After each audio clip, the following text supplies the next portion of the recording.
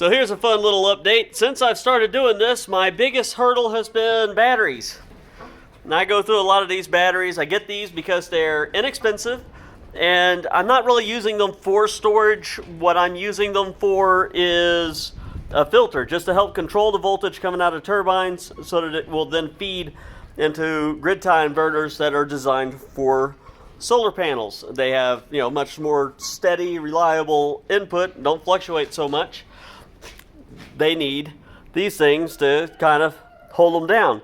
But what happens is periodically I blow them up. I've actually made several comments and posted videos. I've got, battery shrapnel all over my garage. You can see there's that little bit there. There's a little ninja star that went all the way across the shop, stuck in the wall. That one up there that's being made a home out of by a spider, looks like. I leave them there for reminders. All those black smudges, that's battery acid that hit the ceiling. And I've had, battery acid and battery parts all over the place. And every time a battery blows up, it takes out my controllers and my relays and everything. And it's just been a little bit of a hassle. I've kept doing it because it's fairly inexpensive. But I came across this just a few days ago. A friend of mine actually collects batteries for the purposes of scrap, and he also kind of blows them up in little experiments and things. And he found these for $50. There was actually these and 4 more that a guy sold him for $50. They all come out of scissor lifts or forklifts or something. I can't remember what he said. And they weren't holding charge very well, so they were replaced.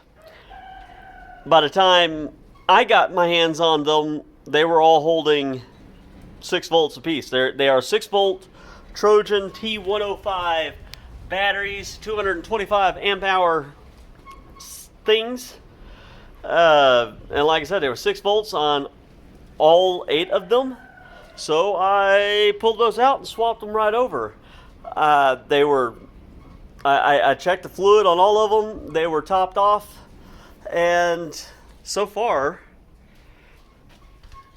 we do have a pretty windy day.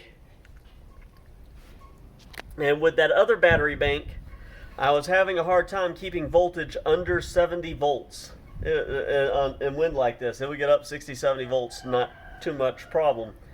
Not problem for the turbine or for my inverters or anything, but it was kind of a problem for my batteries. You can see, now they all got dirty since. It was that one that was just covered in acid. It boiled up. All these batteries might still be good once I top them off and get them on the charger for a little while without any load on them. They might do okay. But I was having a hard time staying under 70 volts. I've been out here watching this for a little while, and even whenever both of the turbines are kicking out 1500 to 2000 watts, it's staying under 60 volts, which is acceptable for a 24 volt battery bank. And it's holding voltage under the load of my inverters for long enough to keep trickling down. It's about to shut off, I think, unless the wind picks back up. One of the things that I do believe will be an issue is the way I run this is I have that set up as 24 volt bank and that set up as 24 volt bank. The turbines are 48 volt, charges them together, but then it splits apart so that my voltage doesn't get away from my inverters or my switches or anything. And one of these, like the wind will spike just enough to turn on one set, and then it will idle there for a long time. You can see here, just for the last almost the entire time that I've been filming, this set is the top meter, and this set is the bottom meter.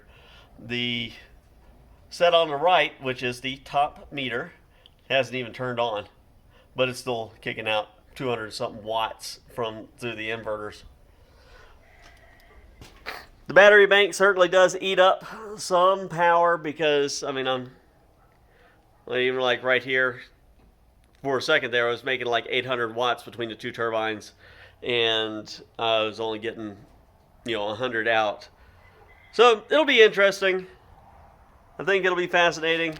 It's definitely already a better bank. These old Trojan batteries are definitely a better bank now than what that one was.